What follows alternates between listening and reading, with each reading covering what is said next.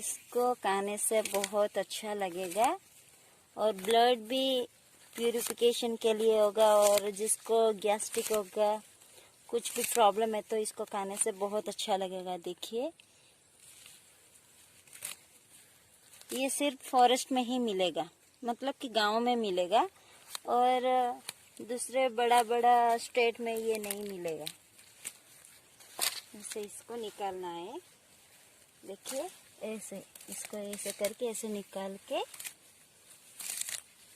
रखना है, और इसको घर में जाके करी बना के खाना है। तो इसको बहुत अच्छा लगेगा, टेस्टी है और ब्लड भी बहुत मिलेगा इसमें, और इसको खाने से भी विटामिन भी मिलेगा।